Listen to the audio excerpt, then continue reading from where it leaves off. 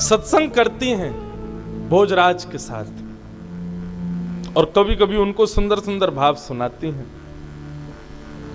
अब कभी भी बाईसा को ठाकुर जी का अनुभव होता है और जब भी ठाकुर जी का अनुभव होता है तो भोजराज बैठ करके देखते हैं। एक बार तो बंधुओं होली का समय, अर्धरात्रि का समय, अचानक मीराबाई उठ गई। उठ करके मेरे गिरधर मारो गिरधर मारो गिरधर करके बोलने लगी। इतने में ही भोजराज अचेत हो गए। देखा उठ करके मीराबाई, क्या हुआ? श्वेत वस्त्र पहने मीराबाई ने, नेत्र बंद हैं, शरीर कांप रहा है, ठंडा पड़ गया है पूरा शरीर। और तभी भोजराज ने क्या देखा कि श्वेत वस्त्र मीराबाई के अचानक कहीं पर गुलाल के छींटे पड़े हैं, अचानक ही कहीं पर केसर की बूंद प्रकट हो रही हैं, अचानक ही कहीं पर चंदन की बूंद प्रकट हो जाती हैं। भोजराज ये सब दृश्य देख करके नतमस्तक हो जाते और कभी कभी तो स्वयं को कोसते, मुझे कब अनुभव होगा इनका, मुझे कब अनुभव होंगे ऐसे। ऐसी अनुभूतियां भोजराज को होने लगी और ज्यों ज्यों ये अनुभूतियां बढ़ने लगी त्यों त्यों भोजराज की भक्ति मीराबाई के चरणों में बढ़ने लगी। अब तो वो इसी भाव से मीराबाई के साथ रहने लगे। एक दिन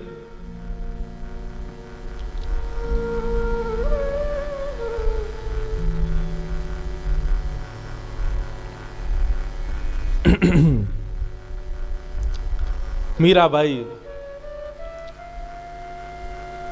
मेवाड़ में गणगौर पूजने का समय आया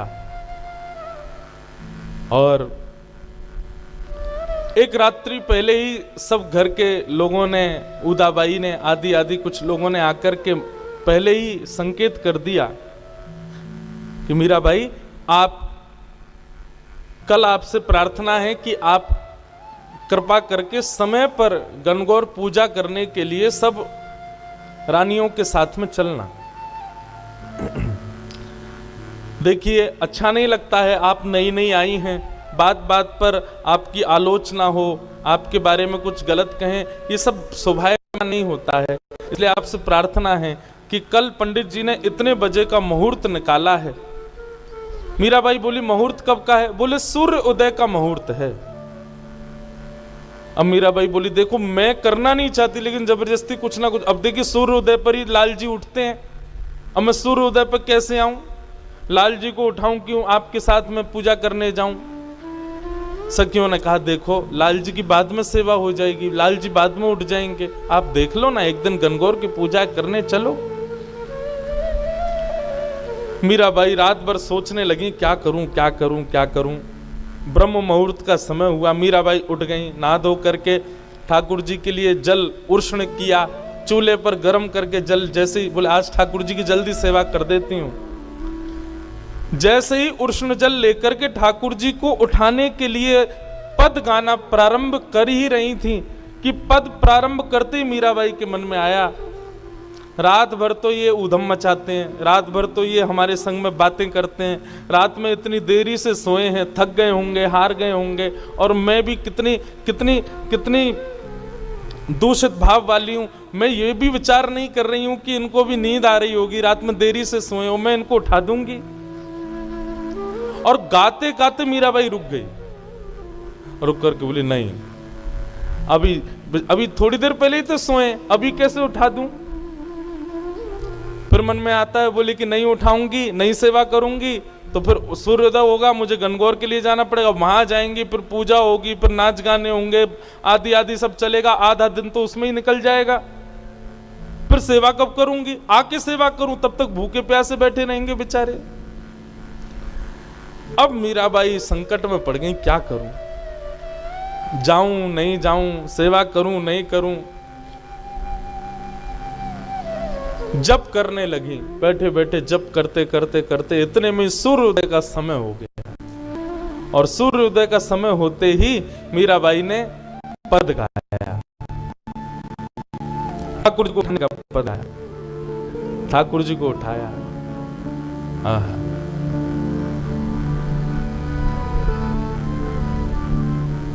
उठाने का पद गाया। मोहन जागिए बलि जई है, लाला जाग रे बलि जई, तेरे कारण श्याम सुंदर मैं नई मुरलिया लई, मोहन जाग रे बलि जई है, लाला जाग रे बलि जई। उठा दिया ठाकुर जी को, और जैसे ही ठाकुर जी उठा करके बिठाए सिंहासन पर, जय हो मेरे प्यारे गिरधर लाल, भोग लगाने लगी। इतने में सखियां आ गई, उदाबाई सब आ गई, बोले चलो गणगौर का समय हो गया। मीराबाई बोली देखो आप लोग कर लो जाके पूजा, जो भी आपको करना है वो सब आप कर लीजिए, अब मेरी सेवा का समय है, मैं सेवा से निवृत्त हो जाऊंगी तब आऊंगी। सब बोलने लगे, बोले आपकी भी अलग ही हट है, अरे आज तुम्हारे ये गोपाल जी थोड़ी देर बैठे नहीं रह सकते। मीराबाई सबको यही समझाती है, बोले ये कोई साधारण सामान्य इनको धातु क्यों बोलते हो आप लोग, ये उनके उठने का समय, स्नान का समय, भोग का समय, मैं वही तो करूंगी। और आपको ज्यादा ही गणगौर पूजने की वो भाव है, आप लोग जाइए जाकर के पूज लीजिए, मैं सेवा से निवृत्त होकर मैं पूज लूंगी, पूजने को मना नहीं है, पर अभी तो मैं सेवा करूं। बोली असमय में पूजने से अपशगुन होता है। मीराबाई बोली आप लोग समय पे पूज लीजिए, आपका सगुन हो जाएगा, अपशगुन मेरा होगा, मैं सह लूंगी। उदाबाई ने कहा अपशगुन पे पूजने जाओगी, तुम्हारा अपशगुन नहीं होगा, तुम्हारे बींद यानी कि हमारे भैया का अपशगुन होगा, उनके जीवन पर अकाल पड़ेगा, उनके जीवन के साथ खिलवाड़ होगा। गलत समय पर पूजा करने से पति के जीवन का ह्रास होता है। मीराबाई बोली लो कर लो बात, यहां पर भी मेरी बात ही सिद्ध होगी। क्यों? क्योंकि मेरे पति तो अजर अमर हैं, उन पर काल का प्रभाव नहीं होता, काल उनके वश में रहता है, काल का प्रभाव उनके ऊपर नहीं होता। मैं चाहे कभी भी पूजा करूं, मेरे पति परमेश्वर तो सदा अजर अमर रहेंगे। ऐसे वर को वरे जो जन्म और मर जाए, बलहारी गिरधर की जासो चुड़लो अमर है जाए। है मेरे पति तो ऐसे हैं जिनसे मेरे कभी मांग का सिंदूर, गले का मंगलसूत्र, हाथ की चूड़ियां कभी नहीं टूटेंगी। मेरे पति तो ऐसे हैं, तो मुझे असमय में पूजा करने से कोई दिक्कत नहीं। उदाबाई खींच गई, बोले अच्छा तो फिर क्यों ब्याह किया ये हमारे भैया से, क्यों ब्याह किया? जब उनको पति नहीं मानती हो तो यही तुम्हारे पति हैं, क्यों ब्याह करके आई हो उनके साथ? हमने देखा भी है, तुम उनके समीप भी नहीं बैठती हो, उनसे बातें भी नहीं करती हो, आदि आदि सब बातें उदाबाई कहने लगी। क्यों हमारे वंश में आ गई हो सबका सर्वनाश करने के लिए? मीराबाई बोली इतनी दिक्कत है मुझसे और मेरे सब भाव से, तो भैया राजवंश में परंपरा है अनेक बहु पत्नियां धारण कर सकता है एक राजा। आप अपने भैया का सुंदर सुशीला गुणवान किसी राजकन्या से एक और ब्याह करा दो। उदाबाई बोली यही तो तुम्हारी चालाकी में समझना सुनना चाह रही थी। धन खर्च हो हमारा, रहो महल में हमारे यहां, अपने ठाकुर जी की सेवा में सामग्री प्रयोग करो हमारी, और जब गृहस्थाश्रम की बात आए तो भैया ब्याह कर लें किसी और से। ऐसी बातें शोभा नहीं देती। मीराबाई के इन सब हठप्रद भावों से पूरा परिवार दुखी रहने लगा, और परिवार भी दुखी नहीं था। भोजराज तो बड़े प्रसन्न थे, राजा महाराजा तो घर की कुछ जैसे ननद हो गई, सास हो गई, आदि आदि, ये सब बड़ी दुखी रहती थी, कुछ भी नहीं करती हैं ऐसा। मीराबाई का भाव केवल इतना था, वो जब ठाकुर जी की सेवा से निवृत्त होती थी तब सब करती थी, सास को भी प्रणाम, ननद को भी पूछना, सबको भोजन कराना आदि सब। लेकिन जब ठाकुर जी की सेवा का समय, उस समय ब्रह्मा भी आ जाए तो बीच में उठ करके नहीं जाती थी, और इसी बात से सब चिढ़ जाते थे। सब ने जाकर के एक दिन उदाबाई ने भोजराज से जाकर के शिकायत कर दी, बोले ऐसी बिंदड़ी आई है तुम्हारी, किसी की सुनती नहीं, मानती नहीं, अपने अपने भाव पूर्ण करती है केवल।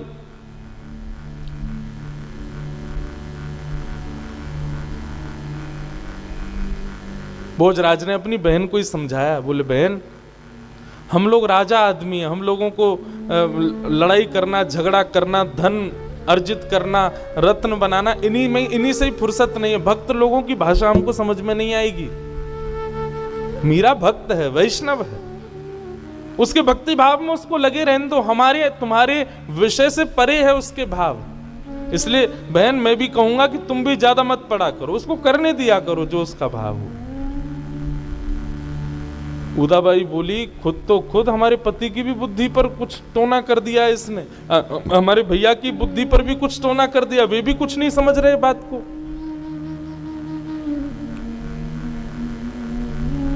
इस प्रकार बंधुओं चलता रहा, लेकिन एक बहुत सुंदर समय आया, और वो सुंदर समय ये था कि जब से मीराबाई मेवाड़ विराजने लगी, अपने ससुराल आ गई, तो वृंदावन से, अयोध्या से, जगह जगह से संत जन पहले जब पुष्कर जाते थे तो पहले मेड़ता जाते थे, और मेड़ता में राव दूधा जी के यहाँ पर रह करके थोड़ा कुछ दिन व्यतीत करते, और उसमें भी लोभ होता था मीराबाई के दर्शन का। मीराबाई का दर्शन करते और दर्शन करने के बाद फिर पुष्कर जाते थे। लेकिन अब मेड़ता में संतों की जमात आनी बंद हो गई, क्यों? मीराबाई तो है नहीं। लेकिन कुछ संतों को बड़ी व्याकुलता हुई मीराबाई के दर्शन की, तो वे सब मेवाड़ पहुंच गए। अब मेवाड़ में एक संत, दो संत, 10 संत आवे तब तक तो ठीक था, लेकिन अब तो जमात की जमात 100-100 संत मेवाड़ आने लगे। मेवाड़ के लोग तो भयभीत रहते थे कि कब आक्रमण हो जाए, क्योंकि एकमात्र ऐसा राज्य था भारत का जहां पर कोई भी पराजय नहीं कर पाया किसी को। तो राजाओं को लगा था संतों के रूप में कहीं ये रूप बदल करके मुगल तो नहीं आते हैं,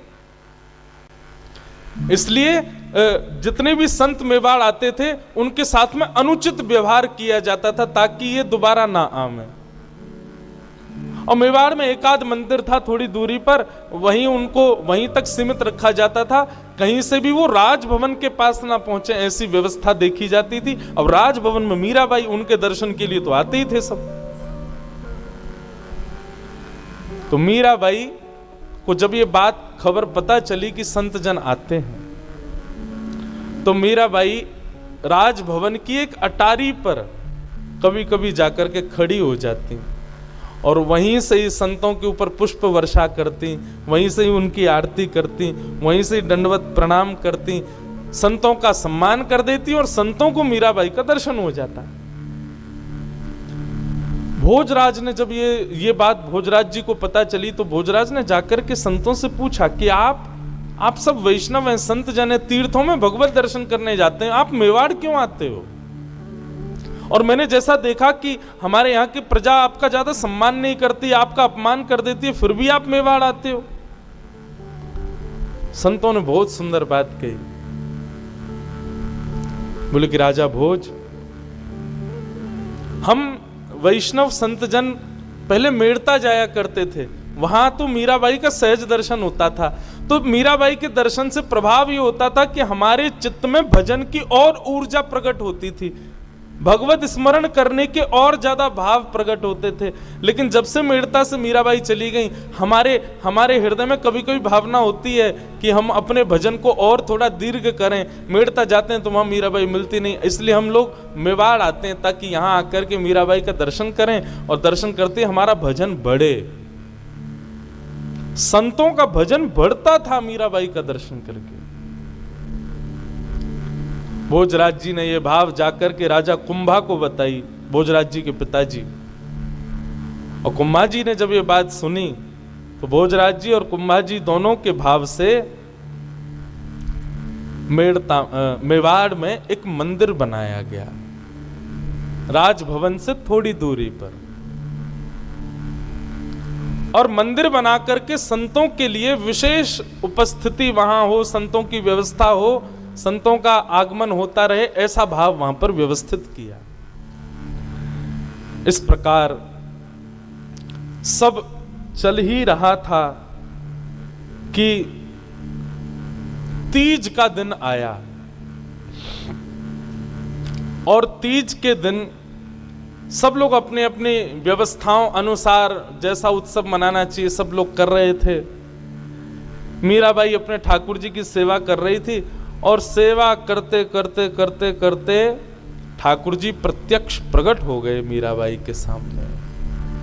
जैसे ही प्रत्यक्ष प्रकट हुए, अब तो आते ही थे ठाकुर जी, कभी कभी अनुभव किया कराया करते थे, परंतु विवाह के पश्चात आज ठाकुर जी का आगमन जब हुआ, मीराबाई तो व्याकुल हो गई, नाचने लगी, गाने लगी, सखियों से कहने लगी मंगल वाद्य बजाओ, आनंद करो सब लोग। सब जगह आनंद की लहर मीराबाई के पूरे भवन में होने लगी।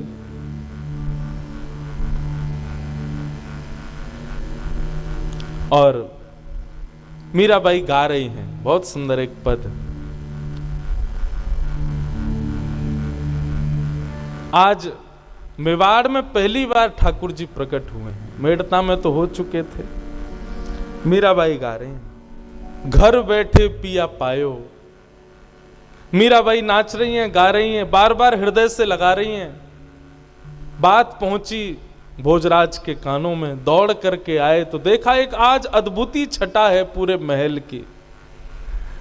बार बार भोजराज जी के हृदय में एक ही वेदना रहती है कि मुझे अनुभव कब होगा। मीराबाई की स्थिति देख करके भोजराज जी बार बार प्रणतिपात करते हैं, बार बार चरणों में प्रणाम करते हैं। बंधुओं, एक दिन भोजराज जी आगरा के पास कहीं युद्ध के लिए गए और वहां युद्ध में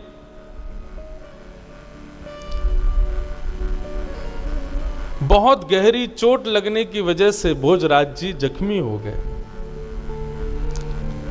जब उनको लाया गया वापस मेवाड़, वैद्यों ने चिकित्सा की, खूब औषधियां प्रदान की, लेकिन वैद्य जान गए थे कि विषैला बाण लगा है, जिसकी वजह से अब भोजराज जी शायद बहुत लंबे समय तक जीवित नहीं रह पाएंगे। भोजराज जी को चोट लगी, लेकिन ताने सब कसने लगे मीराबाई पे, बोले इसी की वजह से ही हुआ है। देवी पूजा करने से इनकार कर दिया, गणगौर पूजा करने से इनकार कर दिया, ये कर दिया, वो कर दिया, आदि आदि सब बातें कहने लगे। परंतु भोजराज जी जानते हैं कि मीराबाई का ऐसा कोई भाव नहीं है। आज भोजराज जी अपने पूरे तन पर औषधियों का लेप लगाए शयन कक्ष में पौड़े हैं। मीराबाई आकर के समीप बैठी हैं। बंधु, आज तक भोजराज जी ने स्पर्श तक नहीं किया मीराबाई का। मीराबाई आकर के समीप बैठी, घावों को देखने लगी। भोजराज जी बोले आप इस समय अपने लाल जी की सेवा में ही रहें। अच्छा, मीराबाई सेवा फिर भी समय से ही कर रही थी। भोजराज जी यहाँ पर पीड़ित पड़े, उससे भी कोई ऐसा नहीं कि वो सेवा में गई हूं, अब भी अपनी सेवा में ही लगी हुई हैं। परंतु आज समय जान करके भोजराज जी के पास आई और आकर के उनके घावों को देखने लगी। बोले मेरे गिरधर लाल सब मंगल करेंगे, आप चिंता मत करना। बंधुओं, भोजराज जी को देखते देखते नेत्रों में आंसू आने लगे। मीराबाई बोली आप रुदन क्यों कर रही हो? तो भोजराज जी बोले, मैं बस आपसे एक प्रार्थना करना चाहता हूं। बोले, बताइए। अब मेरे जीवन के ज्यादा दिन शेष नहीं बचे हैं, आपका और मेरा संग भी अब कुछ ही दिनों का कह लूं या कुछ क्षणों का, कभी भी मेरे प्राण निकल सकते हैं। मीराबाई बोली, ऐसा मत कहिए, आप मेरे सखा हैं। बोले, सखत्व तो पहले ही खत्म हो चुका, आप मेरी गुरु हो, मैं आपका शिष्य हूं, परंतु मैं अपने शिष्यत्व का निर्वहन नहीं कर पाया। अपने जीवन में गुरु की आज्ञा की कोई भी भाव का मैं पालन नहीं कर पाया हूं। पर मैं आपसे एक बात कहना चाहता हूं, मेरे जीवन के कुछ समय शेष रह गए, मुझ पर कृपा कीजिए। मीराबाई बोली, आज्ञा करें, आप क्या चाहते हैं? भोजराज जी के नेत्रों से आंसू गिरने लगे और कहने लगे, मुझे गिरधर का साक्षात दर्शन कब होगा? मुझे उनका साक्षात दर्शन कब होगा? अगर मुझे दर्शन नहीं हुआ और मैंने प्राण त्याग दिए तो मुझे लगेगा कि मैंने आपसे विवाह क्यों किया, क्यों लेके आया आपको मेड़ता से मेवाड़। मेरा आपका विवाह इस शर्त पर हुआ था कि सबके मुंह बंद हो जाएंगे, सब जो आपके पीछे पड़े हैं, और आपके पक्ष में तो ऐसा हो जाएगा कि सब कहना बंद कर देंगे, और मेरे पक्ष में ऐसा होगा कि मेवाड़ में भक्ति प्रकट होगी, मेवाड़ में संतों का आगमन होगा। भक्ति प्रकट हो गई, संतों का आगमन भी हो गया, लेकिन मुझे भगवत दर्शन नहीं हुआ। मीराबाई, आप बुरा नहीं मानिएगा, पर जब रात में आपकी स्थिति देखता हूं ना, मैं मुझे कभी कभी ईर्ष्या होती है आपसे, ये कृपा मुझ पर क्यों नहीं होती। होली के दिन जब आपके श्वेत वस्त्रों को मैंने रंग में अपने आप प्रकट होते हुए देखा, मुझे लगा मेरे ऊपर यह कृपा कब होगी, मैं तो इसके सदा अयोग्य हूं। बंधुओं, इस प्रसंग को जब मैं पढ़ रहा था तो मेरे मन में भाव आया कि एक योद्धा बोल रहा है ये बातें, और योद्धा भी कैसी स्थिति में? जख्मी स्थिति में है। उसके अपने जख्म का कोई पीड़ा नहीं है, उसको कहीं से हार के आया हूं ऐसा भाव नहीं है। उसको तब भी यही चिंता है कि मुझे भगवत दर्शन नहीं हुआ। यही है भक्त के संग का प्रभाव। उसकी एक ही चिंता है कि मुझे ठाकुर जी क्यों नहीं मिले। और मीराबाई के सामने हाथ जोड़ करके भोजराज रोने लगे। मैं आपसे प्रार्थना करता हूं, अपने लाल जी को बोलो ना, मुझे एक बार मृत्यु से पहले मुझे दर्शन कराए। और बंधुओं, भोजराज मीराबाई को देख रहे थे। मीराबाई शांत भाव में, कोई प्रसन्नता नहीं है चेहरे पर, भोजराज को अपलक नेत्रों से देख रही हैं। और देखते ही देखते मीराबाई के मुखमंडल पर एक अद्भुत प्रसन्नता हुई, और अद्भुत प्रसन्नता प्रकट होते ही मीराबाई के रूप मानो अनंत चंद्रमा मुख पर प्रकट हो गया हो। और प्रकट होते ही क्या देखा कि मीराबाई नहीं है, त्रिभंग ललित श्याम सुंदर सामने खड़े हुए। मीराबाई के स्थान पर स्वयं ठाकुर जी बैठे हुए। भोजराज के सिर पर हाथ फेरते हुए कहा, राजा भोज, क्यों परेशान होता है? तू मीरा के साथ थोड़ी रहता है, तू मीरा के पास थोड़ी बैठता है, तू मीरा को प्रणाम थोड़ी करता है, तू मीरा को थोड़ी देखता है, तू मीरा के रूप में मेरा ही दर्शन करता है। मैं मेवाड़ आया ही मीरा के रूप में तुझ पर कृपा करने के लिए था। और ये दर्शन करके भोजराज का हाथ कंपित होने लगा। क्या समझ में आया बंधुओं? 4 प्रकार की मुक्ति होती हैं, उसमें एक सायुज्य मुक्ति, सामिप्य मुक्ति, साक्त्य मुक्ति, और एक एकाकार रूप मुक्ति। एक मुक्ति का रूप होता है जिसमें भक्त और भगवान विलग्न एक ही हो जाते हैं। मीराबाई उस स्थिति में आ चुकी थी, और आज राजा भोज ने उस रूप का दर्शन कर लिया।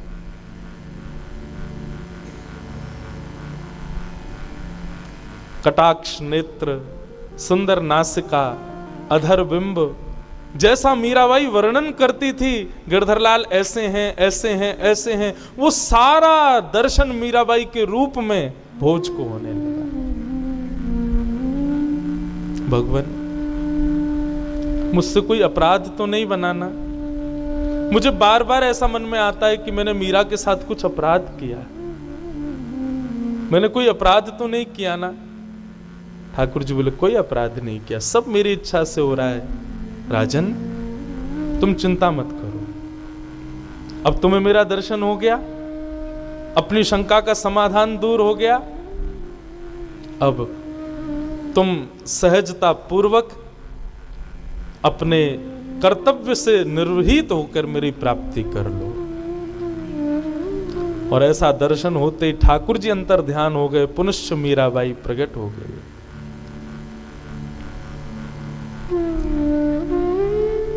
मीराबाई को नहीं पता था क्या हुआ। बोले आप रो क्यों रहे हैं? आप ऐसे प्रसन्न मुद्रा में क्यों हैं? क्या हुआ? कुछ हुआ क्या? भोज बोले नहीं नहीं कुछ नहीं हुआ देवी। रोंगटे खड़े हो रहे हैं, पीड़ा दूर हो गई है, अब तो दर्शन हो गया भगवत, अब तो प्रतीक्षा चल रही है।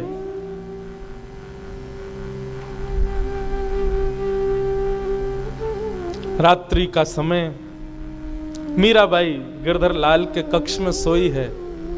भोजराज रात भर अचेत अवस्था में बस वही छवि का बार बार अनुभव कर रहे हैं। सांवली सूरत, मोहिनी मूरत, पीतांबरी पहने, चंदन की सुगंधी। इतने में ही अचानक मीराबाई के साथ में कुछ ठाकुर जी की विरह वेदना हुई। हाँ, प्रसंग में आता है कि एक दो दिन बाद भोजराज को जब दर्शन हुए, उसके एक दो दिन बाद अक्षय तृतीया का समय आया। मतलब जिस दिन मीराबाई का ब्याह हुआ था, एक वर्ष पूर्ण हुआ। और उस दिन मीराबाई बड़ी बेचैन घूम रही थी सुबह से, क्योंकि मेवाड़ में तो सब लोग बधाइयां गा रहे थे कि आज राजा भोज के वर्षगांठ है, लेकिन भोज तो अपने बिस्तर पर अचेत अवस्था में पड़े थे। लेकिन मीराबाई बड़ी विचलित, क्यों? वर्षगांठ तो मेरी भी है, लेकिन अभी तक ठाकुर जी आए नहीं है। सुबह से प्रतीक्षा कर रही है, ठाकुर जी नहीं आए। अर्धरात्रि का समय हुआ, व्याकुल हो गई मीरा। थोड़ी देर के लिए ठाकुर जी ने दर्शन दिया और अंतर ध्यान हो गए। इतने में ही इतनी व्याकुल हुई मीरा कि हाँ नाथ, हाँ प्राणनाथ, हाँ प्राणनाथ, हाँ गोपाल, हाँ गिरधर कहती कहती भोजराज के कक्ष में आ गई। भोजराज जी ने जैसे मीराबाई को देखा तो क्या देखा कि मीराबाई दौड़ करके अटारी की ओर जा रही है, जिस अटारी के नीचे अथाह नीचे केवल और केवल पहाड़ों की माला है। मानो मीराबाई वहां से विरह वेदना में इतनी उन्मत्त हो गई है कि अपने प्राण त्यागने के लिए जा रही है। दौड़ती आई मीराबाई को देख करके भोजराज जी ने मन में सोचा, अब सखियों को बुलाऊं, किसको कैसे रोकूं मीराबाई को, वो तो भावावेश में है। जैसे ही मीराबाई पहुंची अताड़ी पर और एक चरण बाहर किया ही था, भोजराज जी दौड़ करके गए और मीराबाई को अपने अंक में भर लिया, भर करके नीचे उतारा। और नीचे उतारते ही भोजराज जी दूर हो गए और आत्मग्लानि करने लगे, मैंने अपराध कर दिया, मैंने अपराध कर दिया, मैंने अपराध कर दिया, मैंने वचन दिया था कभी स्पर्श नहीं करूंगा, ये मैंने क्या कर दिया। और इसी आत्मग्लानि में रुदन करने लगे। मीराबाई अचेत अवस्था में पड़ी हैं, भोजराज नीचे चरणों में बैठे हैं मीराबाई के। प्रातः काल का समय हुआ, जैसे ही मीराबाई उठी तो देखा चरणों में सर झुकाए भोजराज लेटे हैं। तुरंत उठ करके सहज हुई। भोजराज जी बोले, मुझे क्षमा कर दो, मैंने बहुत बड़ा अपराध किया। कल ऐसे ऐसे लीला हुई, आप दौड़ करके बाहर की ओर जा रही थी, मैंने सोचा किसी को बुलाऊंगा तब तक आपके प्राण निकल जाते, इसलिए मैंने आपका स्पर्श किया, आपको पकड़ करके यहां लिटाया, स्पर्श हुआ, मैंने अपनी प्रतिज्ञा तोड़ी, मुझे क्षमा कर दीजिए। मीराबाई बोली, आपने मेरे प्राणों की रक्षा की, और प्राणों की रक्षा करने में यदि प्रतिज्ञा को सर्वोपरि माना जाए तो अपराध है, पर प्राणों की रक्षा के लिए अगर प्रतिज्ञा तोड़ दी जाए तो उसमें कोई अपराध नहीं, आप चिंतित मत हो। भोजराज जी जब से मीराबाई का स्पर्श उनको प्राप्त हुआ तब से उनको ठाकुर जी अब सहज दिखने लगे। मतलब मानो ये लीला हुई ही इसीलिए थी कि भोजराज का अंतिम समय समीप आए और उसके चित्त में मेरी स्मृति बने, उसके लिए मीरा का स्पर्श आवश्यक है। अब तो भोजराज जी नेत्रबंद करते हैं और उनको श्याम सुंदरी दिखते हैं। आज पता नहीं क्यों मीराबाई ने 16 श्रृंगार किया और 16 श्रृंगार करके भोजराज जी के पास आकर के बैठी। भोजराज जी मीराबाई को देखने लगे, कभी तो मीरा दिखें, कभी श्याम सुंदर दिखें, मीरा दिखें, श्याम सुंदर दिखें। और दिखते देखते देखते भोजराज जी ने हाथ जोड़ लिए, मीरा गोपाल, मीरा गोपाल, मीरा गोपाल, मीरा गोपाल, मीरा गोपाल। मीरा गोपाल की धुन गाते गाते, कीर्तन करते करते भोजराज जी के प्राण निकल गए। पूरे मेवाड़ में मानो जैसे पहाड़ टूट पड़ा हो संकट का।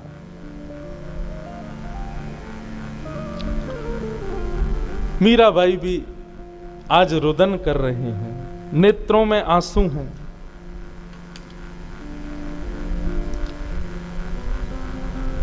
क्यों? एक सत्संगी मित्र चला गया छोड़ करके। परिवार के जनों ने आकर के फिर मीराबाई को ही कोसा। 16 श्रृंगार करके बैठी है, पति के प्राण निकल गए, यहां तो सज धज करके बैठी है। चंदन की लकड़ियों पर चिता लगाई और राजा भोज को अंतिम क्रिया उनकी की गई। मीराबाई एक दिन तक तो शोक मनाती रही, परंतु अगले दिन स्नान करके मानो जैसे सूतक से निवृत्त होकर के लग गई ठाकुर जी की सेवा में पुनश्च। विचार करो बंधुओं, भक्ति की स्थिति, भक्ति की पराकाष्ठा किस स्तर की है मीराबाई की। हमारे साथ में एक अनुचित क्रिया हो तो हम अपने भाव और अपने नियम और अपनी जो रोज की हमारी दिनचर्या है उसमें कटौती करने लगते हैं, और संभव भी नहीं कि हम उस समय कर पाए निर्वहन उस भाव का। पर मीराबाई ऐसे ही नहीं गिरधर गोपाल मिल गए उनको।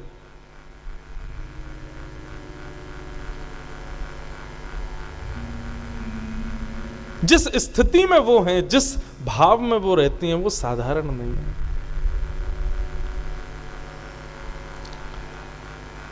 दूसरे दिन से ही मीराबाई तो अपने सहज सेवा में लग गई ठाकुर जी की में। और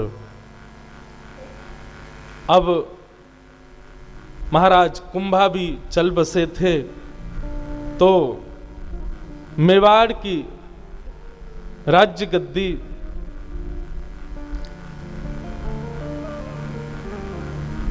छोटे भाई को प्रदान कर दी गई और उदाबाई और विक्रमादित्य राजा अब मेवाड़ के राजा हैं।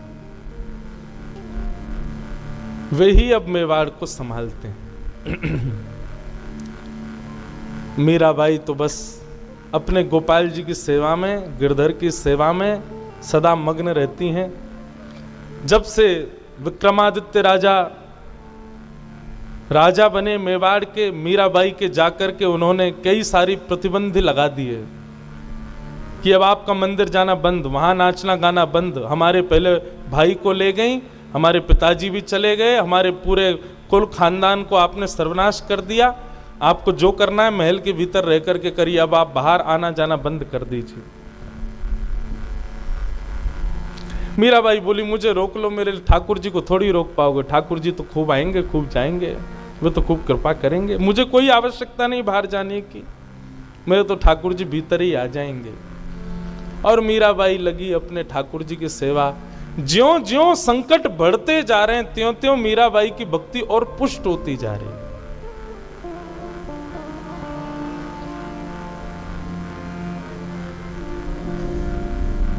मीराबाई का एक प्रसिद्ध पद सब गाते हैं, मेरे तो गिरधर गोपाल। कोई आकर के कहता, हे मीराबाई, आपको कभी स्मृति नहीं होती भोजराज की?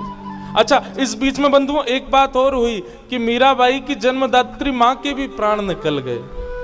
मीराबाई ने उस दिन भी केवल जन्मदात्री माँ को याद किया, खूब रोई, लाल जी से बोली मेरी मैया को सदगति देना, मेरे सुख के लिए बहुत विचार करती थी, मैं खुश रहूं, मैं प्रसन्न रहूं, ऐसा भाव करती थी। और तो और मुझे मेरे बींद से मिलाने वाली मेरी मैया ही तो थी, पहली बार उन्होंने ही तो बताया था कि तुम मेरे पति हो, इसलिए मेरी माँ पर कृपा करना। ये सब स्थितियां देख करके कोई सामान्य व्यक्ति पागल ही समझता था मीराबाई को।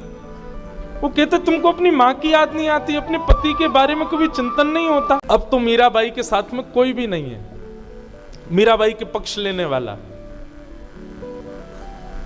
और उस स्थिति में मीराबाई अपने ठाकुर जी की सेवा करती। राजा विक्रमादित्य उसने मीराबाई का बाहर आना जाना बंद करा दिया, बोले जो करना है भीतर रह करके करो, आदि आदि। और साथ में विक्रमादित्य की सहायता करती थी उदाबाई, वो तो पहले से ही खींची हुई थी, उसको नेक के रूप में तुलसी माला जो दे दी थी मीराबाई ने, वो तो तब से ही परेशान बैठी थी। और उसको भी समय मिल गया कि अब तो भाई भी नहीं है, पिताजी भी नहीं है, कोई नहीं है, अब मीराबाई को खूब परेशान करेंगे। अच्छा, परेशान करने का कोई उनका भी भाव नहीं था, बेचारों को क्यों दोष दें। पर मीराबाई रोज कुछ उत्सव कर रही हैं, कभी कुछ कर रही हैं, कभी नाच रही हैं, कभी गा रही हैं, कभी लिए तानपुरा बढ़िया सुंदर गीत गा रही हैं, संगीत हो रहा है, ढोल नगाड़े बज रहे हैं, ये भी विचार नहीं करती कि आज दिन कौन सा है। कभी कभी परिवार में किसी किसी पूर्वज की तिथि का उत्सव होता था तो घर में थोड़ा शोक संवेदना घर में सब लोग करते थे, पर मीराबाई तो आज किसी और ही भाव में, वहां ढोल नगाड़े ताशे बज रहे हैं। इन सब भावों से घर के लोग बड़े परेशान। उदाबाई अपने भाई के पास बैठी थी, बोले अब तुम राजा हो, तुम्हारे हाथ में सत्ता है, तुम चाहो जो कर सकते हो। बोले क्या करें? बोले कि बाहर तो सब सुखी हैं लेकिन घर में ही दुखी हैं मीरा की वजह से। बोले सारे दुख की जड़ है वो मूर्ति जो इसके संग आई है गिरधर ठाकुर जी की, भैया उसी को ठिकाने लगवाओ। बोले कैसे करें, क्या करना पड़ेगा? उदाबाई बोली हमारे यहां कैद खाने में इतने सारे कैदी हैं, उसमें से कोई बढ़िया वाला चोर ढूंढवाओ और चोर से गिरधर लाल की चोरी करवा दो और चोरी करवा करके उसको कुआं में फेंकवा दो और इसी के उपहार में उस चोर को मुक्त कर देंगे। ये ठाकुर जी जा दिन चले जाएंगे हमारे महल से, बाद दिन से मीरा बिल्कुल शांत हो जाएगी, दासी बन जाएगी हम दोनों की। विक्रमादित्य बोले बहन बहुत बढ़िया बात। कैदियों को बुलाया गया, बोले इन कैदियों में सबसे बढ़िया चोर कौन सा है? उस चोर को बुलाया गया। बोले सुनो तुमको एक काम करना है। बोले क्या? हमारे महल में एक रानी रहती है मीरा, उसके ठाकुर जी हैं गिरधर, उनको चोरी करना है, चोरी करके अर्धरात्रि में और उसको ले जा करके कुआं में फेंक दो। चोर बोला ये तो बहुत सरल काम है, मैं कर दूंगा। मीराबाई रात्रि में ठाकुर जी के श्रृंगार बढ़ा करके, ठाकुर जी का श्रृंगार हल्का करके, ठाकुर जी के चरणों में सुंदर इत्र की मालिश करके, ठाकुर जी के हाथ पांव दबाते भये अपने संग सुलाती हैं। और थोड़ी देर अपने संग सुलाने के बाद फिर ठाकुर जी के शयन शैया पर ठाकुर जी को विराजमान कर देती हैं। बंधु मीरा चरित्र से सेवा भी सीख पाएंगे, सेवा कैसी होनी चाहिए। आप कुछ ना भी करो तो एक काम हमारे कहने से किया करो, अपने अपने घर के ठाकुर जी के रात्रि में शयन के समय, अभी गर्मी का समय, अब आपके गांधीधाम में सर्दी पड़ती है दिसंबर जनवरी में, थोड़ी बहुत पड़ती होगी, तो सर्दियों के समय में घी की मालिश और अभी गर्मियों के समय में बढ़िया सुंदर खस का इत्र हो, गुलाब का इत्र हो, ऐसे सुंदर इत्र ठाकुर जी की पोशाक हल्की करके और फिर चरणों में बढ़िया ठाकुर जी के चरण दबाओ और इस भाव से दबाओ कि ठाकुर जी आप पूरे दिन ऐसे ही बैठे रहते हो, लड्डू गोपाल ऐसे ही बैठे रहते हैं, त्रिभंगलली ठाकुर जी ऐसे ही बैठे रहते हैं, आपके पांव थक गए होंगे, हाथ पीड़ा में भर गए होंगे, ठाकुर जी अब आप सहज हो जाना। ऐसे ठाकुर जी के हाथ पांव दबाया करो रात्रि में। सेवा सवेरे भले ही विस्तृत ना हो लेकिन ठाकुर जी का रात्रि शयन अच्छा होना चाहिए, इस बात का विचार किया करो। आप निश्चित मानिएगा ठाकुर जी का शयन बढ़िया होगा ना, स्वप्न में ठाकुर जी पधारेंगे, निश्चित उनका दर्शन होगा। शयन बढ़िया करा, क्योंकि सुबह तो श्रृंगार करके आप चले गए अपने कामों में, दुनिया भर की दुनियादारी में, रात्रि में कहीं जाना तो है नहीं, कक्ष में सोना है। उस समय ठाकुर जी के बढ़िया शयन की सेवा करके आओ। रात्रि के वस्त्र अलग रखो अपने, वो वस्त्र धारण करो, ना धो के ठाकुर जी को शयन कराने जाओ। और गाना आता हो तो फिर तो कहना ही क्या, बिहाग राग लो और ठाकुर जी को शयन कराओ, बहुत आनंद आएगा। सारी लाइट बंद कर दो मंदिर की, सुंदर दीप जलाओ और दीप के प्रकाश में ठाकुर जी को देखो। सुंदर इत्र लगा के थोड़ी देर निहारो, पद सुनाओ और पद सुनाते सुनाते ठाकुर जी को शयन शैया पे सुलाए दो।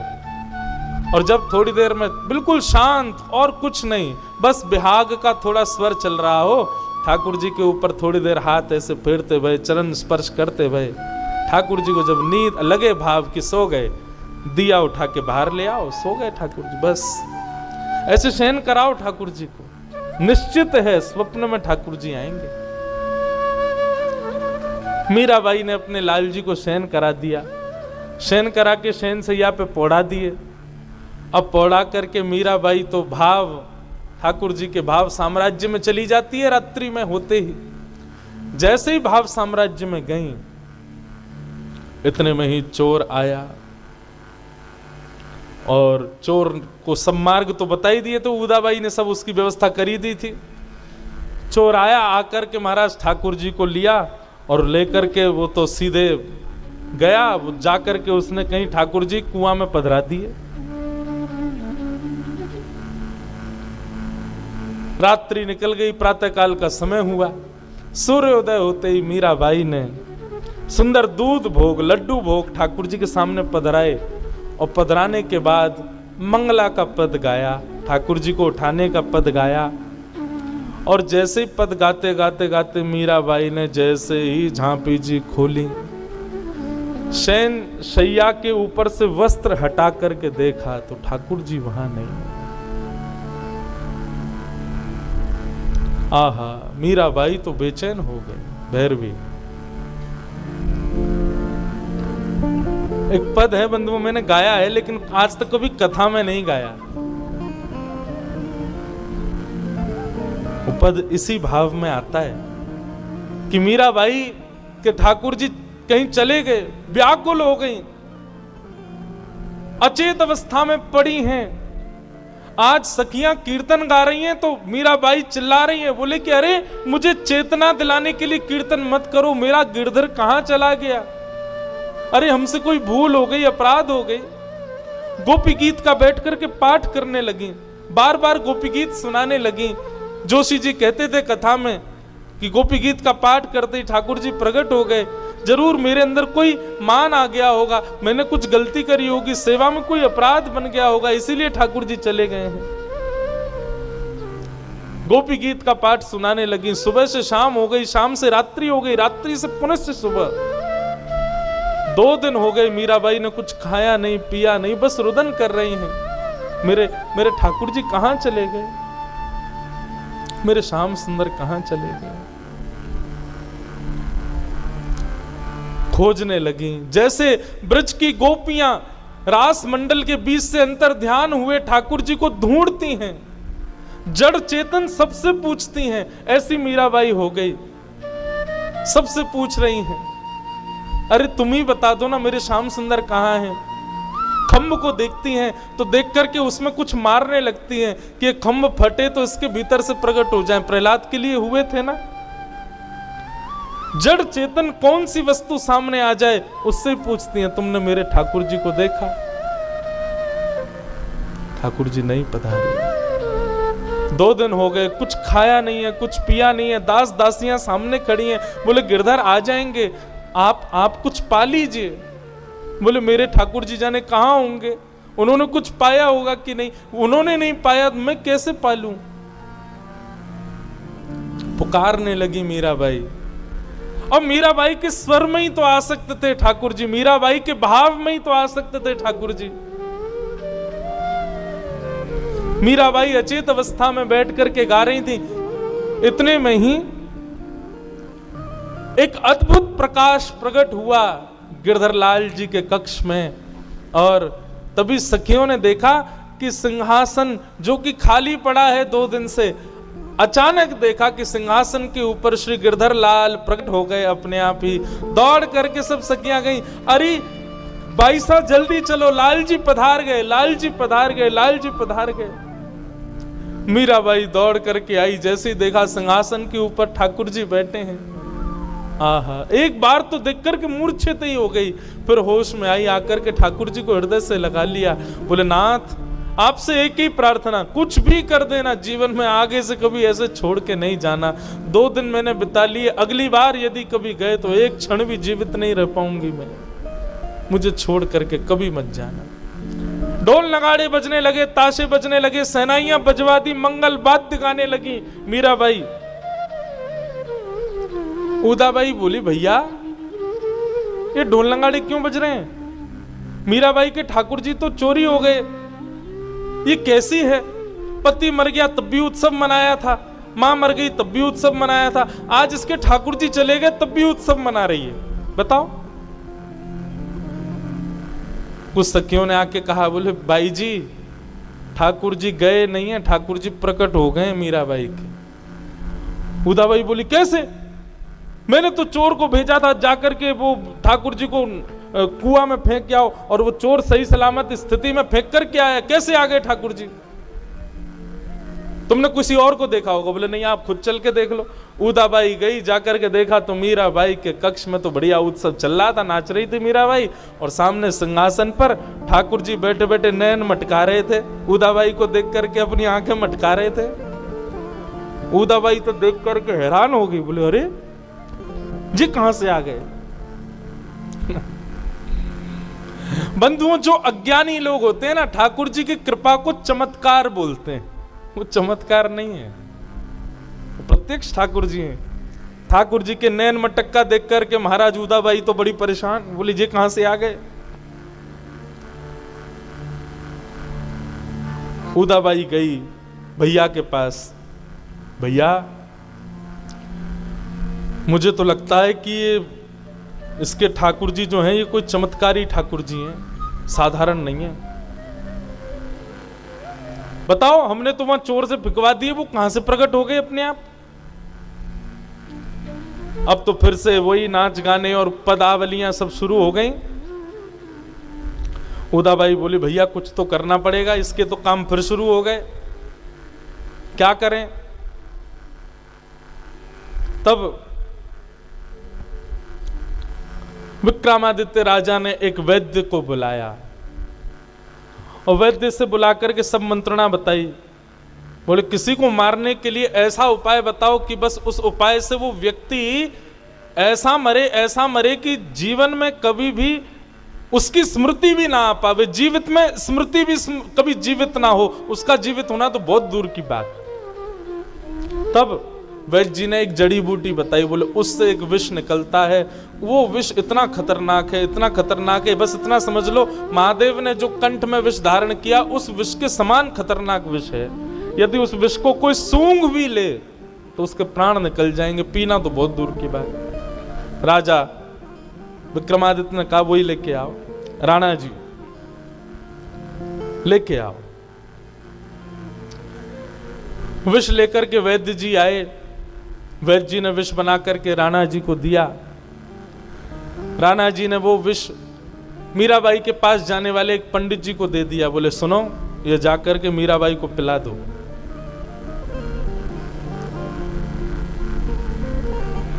ब्राह्मण देवता बोले ऐसा क्यों कर रहे हैं भगवान आप? बोले जितना कहा जा रहा है उतना करो, अगर आपने हमारा काम किया तो हम आपको इतना धन धान्य देंगे कि आपको जीवन भर कुछ करने की आवश्यकता नहीं है, सबका भला हो जाएगा, जाओ जाकर के विष दे दो। ब्राह्मण देवता बेचारे विष लेकर के आए। मीराबाई ने पूछा क्या लाए हैं पात्र में? ब्राह्मण देवता ने बताया, बोले कि एक वैष्णव जगन्नाथ जी के अभिषेक का जल लेकर के आया। जगन्नाथ जी का बढ़िया अभिषेक होता है, ज्येष्ठ पूर्णिमा के दिन उस दिन जन्मदिन होता है जगन्नाथ जी का, कितने कलशों से स्नान करते हैं, तो उनके स्नान का जल एक वैष्णव लेके आया, मैंने सोचा तुमको ला करके दे दूं।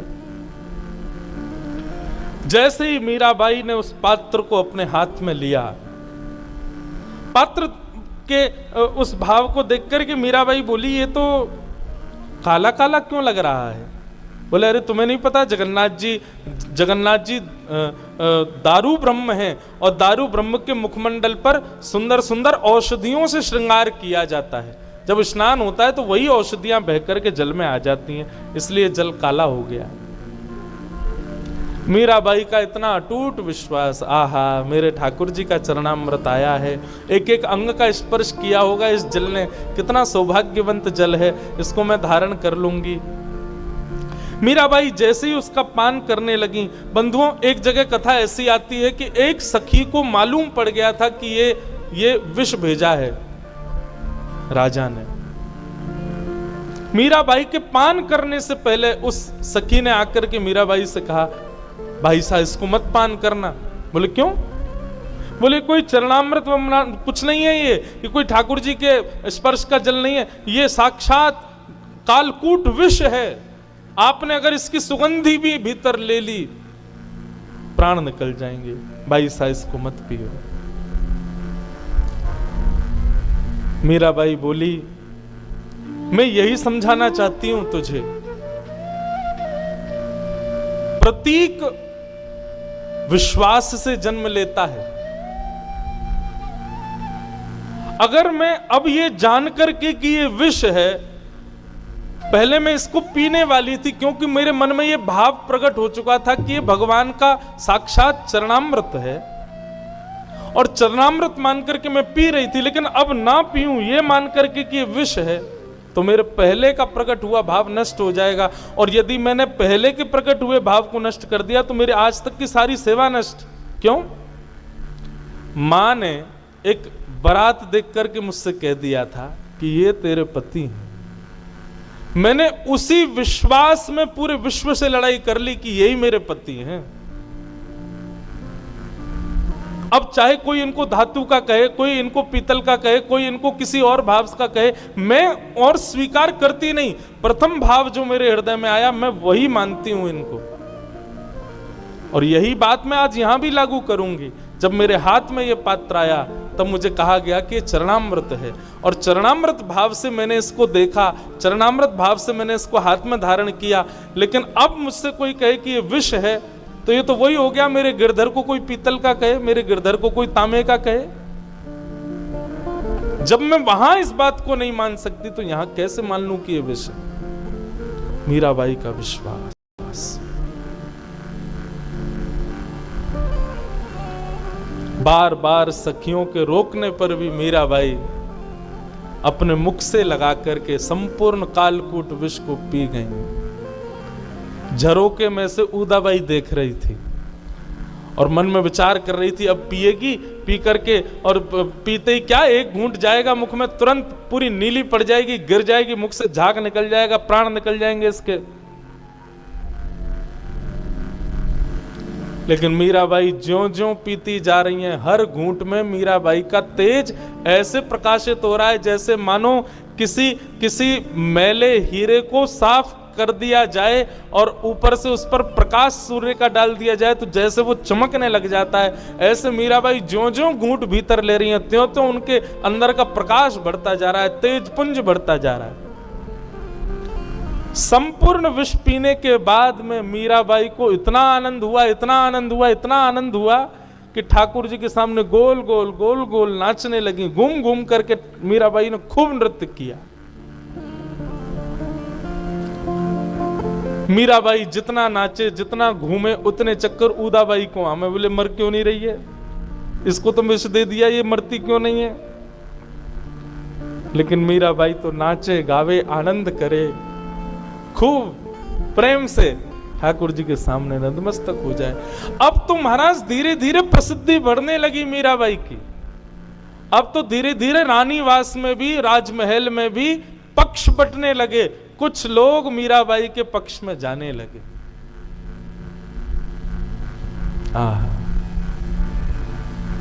उदाबाई बड़ी परेशान, क्या करें कैसे करें, ये तो मरती नहीं है। गिरधरलाल चोरी करवा दिए, प्रकट हो गए, विष पिला दिया, कोई असर नहीं हुआ। भैया मुझे तो ऐसा लगता है कि मीराबाई कोई जादू टोना सीख करके कहीं से आई है। इसने आकर के हमारे पूरे परिवार को तहस नहस कर दिया। अब अपना राज्य अखंड निष्कंटक राज्य करेगी। और अब तो देखो इसकी प्रसिद्धि बढ़ गई, मेवाड़ में लोग इसके दर्शन के लिए लालायित रहते हैं। चारों तरफ से राजमहल घिरा रहता है भीड़ से कि मीरा एक बार झरोके से हमको दिख जाए। भैया मुझे तो लगता है इसकी भावना ऐसी है कि धीरे धीरे मेवाड़ के लोगों को अपने पक्ष में कर लेगी और अपनी संतों की, महात्माओं की, वैष्णवों की, भक्तों की एक सेना बना लेगी और सेना बना करके गृह युद्ध करके आपको हरा देगी और मेवाड़ की राजकुमारी बन जाएगी। राणा जी ने जब ये बात सुनी तो और चिंतित हो गए। बंधुओं, भक्त की ऐसी कांक्षा नहीं होती। भक्त किसी पदवी के लिए कभी कुछ नहीं करता। मीराबाई का बहुत सम्मान होने लगा, परंतु यहां उदाबाई और राणा जी तो कोई षड्यंत्र छोड़ते नहीं। अब इन्होंने एक नया षड्यंत्र रचा। बोले विष पी करके भी कुछ नहीं हुआ, अब एक काम करो। बोले क्या?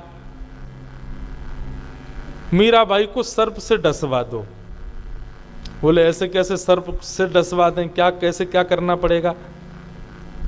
बोले कि मीराबाई को पुष्प की सेवा करने का बड़ा चाव रहता है। ठाकुर जी की बड़ी पुष्प की सेवा करती है, डलियाओं में पुष्प आते हैं, कल की सेवा में आने वाले पुष्प निकाल करके उस डलिया में सर्प रख देंगे। मीरा जैसी पुष्प सेवा करने के लिए डलिया खोलेगी, सर्प निकलते ही डस देगा, तब तो इसको मरना ही पड़ेगा। और वही हुआ।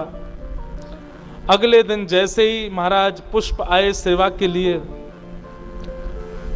लिए आए पुष्पों को सबको निकाल दिया और एक सपेरे को बुलाकर के एक भयानक सर्प उस डलिया के भीतर रख दिया।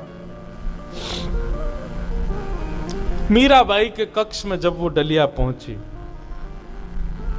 मीराबाई ने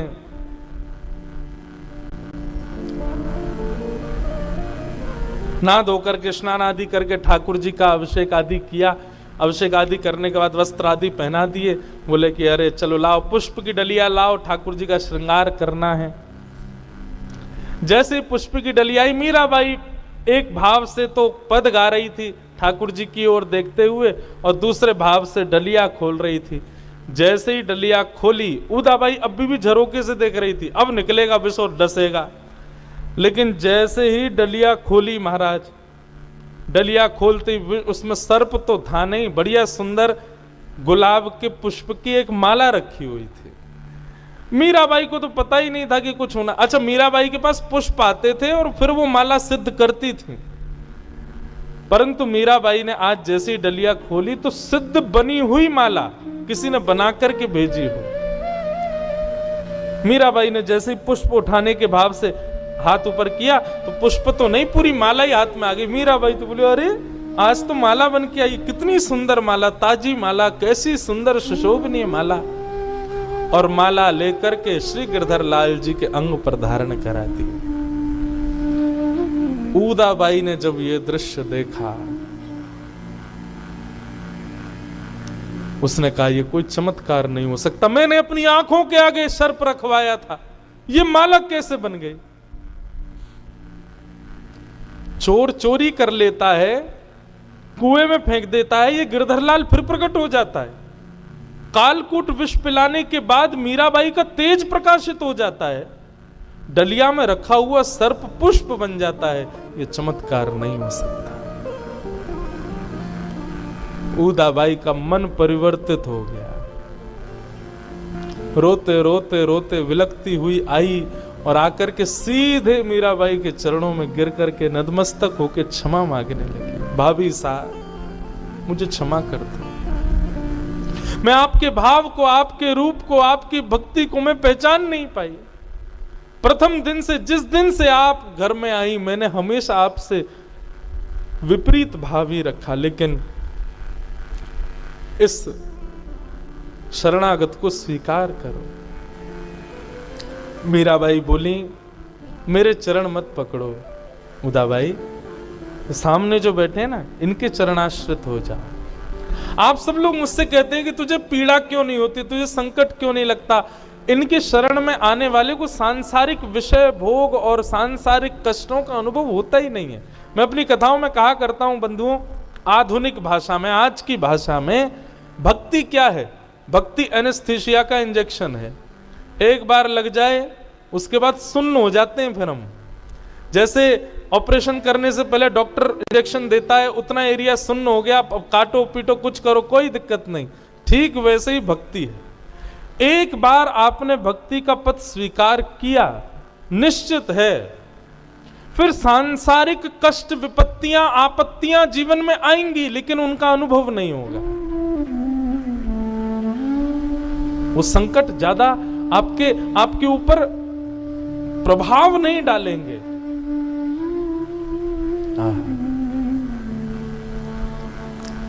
मीराबाई उदाबाई को लेकर के ठाकुर जी के चरण में पहुंच गई।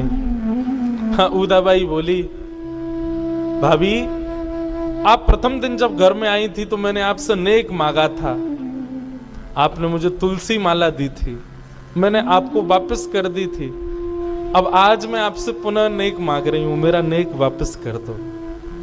जो आपने तब दिया था मैंने स्वीकार नहीं किया, आज अपने हाथों से पहना दो।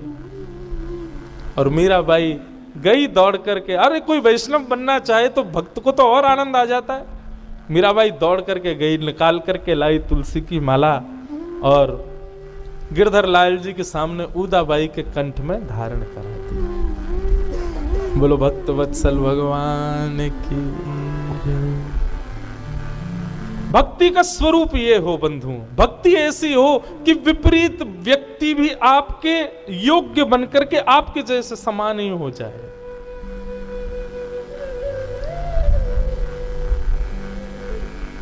अब तो उदाबाई मीराबाई के संग ही ठाकुर जी की सेवा में रहने लगी। राणा जी के मन में आया कि अब तो बहन भी हमको छोड़ छाड़ के चली गई। सब कुछ मीराबाई ने अपने अनुकूल कर लिया। अब राणा जी का बदलना शेष रह गया था। तब राणा जी ने विचार कर ही रहे थे क्या करें, तभी कुछ सैनिकों ने आकर के बताया, बोले कि महाराज ये भाभी सा जो है मीराबाई, ये रात रात भर किसी पर पुरुष से बातें करती हैं। अपने कक्ष में बैठ करके कभी कहती हैं अरे आज तो भले पधारे, पीतांबरी पहन के आए हो। कभी कहती हैं आज आपका इत्र बहुत सुंदर लग रहा है। रात रात भर ऐसी हंसती रहती हैं, बातें करती हैं किसी से बैठ करके। हमको तो कभी कभी पुरुष का स्वर भी सुनाई देता है, हमको लगता है कोई पर पुरुष इनके पास आता है। राणा जी बोले मैं छोड़ूंगा नहीं, इन्होंने तो हमारी नाक सब जगह से कटवा रखी है। एक दिन अर्धरात्रि का समय और श्री राणा जी बिन बताए बिना संकेत के सीधे मीराबाई के कक्ष में पहुंच गए। कक्ष में पहुंच करके चिल्लाने लगे, कौन है, कहां है, बाहर निकालो उसको। तलवार अपनी हाथ में लेकर के बैठ गए, कहां है, निकालो उसको। मीराबाई भाव में बैठी थी, ठाकुर जी के चिंतन में बैठी थी।